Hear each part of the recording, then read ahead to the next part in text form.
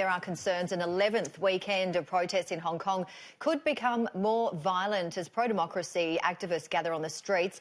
Riot police have been deployed to chase down a group of pro-democracy protesters they say were assembling after the end of a sanctioned march. The protesters had gathered outside a police station, shining laser pointers and throwing eggs at officers.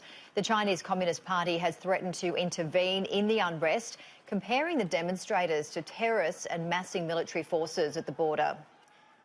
Thousands of teachers wearing black have marched demanding democratic reforms and an end to what they call police brutality. Some were carrying signs reading "Protect the Next Generation" and others chanted "Don't shoot our children" in a show of solidarity with the students. Sky News reporter Stuart Ramsey has more from Kowloon.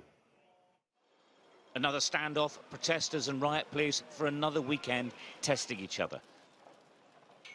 The protesters, their persistence; the police, their patience.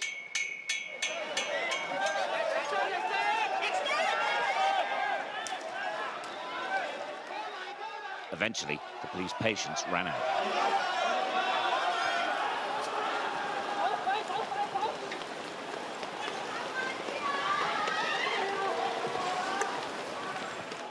Hong Kong has been gripped by this for nearly 11 weeks now. The protest movement wasn't for holding the ground here in Kowloon. As the police closed in, they retreated. But this is all happening in one of the glitziest towns in the world. Tourists are standing by and watching.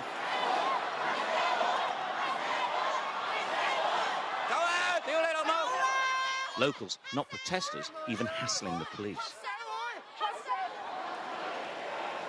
It's been a big week here, more demonstrations with thousands turning out. All sorts of people from all walks of life.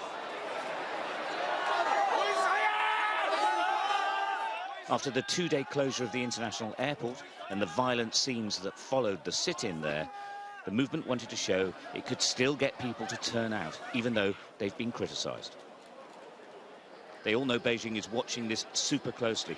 The nuclear option would be the deployment of the army or the armed police into Hong Kong. The consequences could be catastrophic.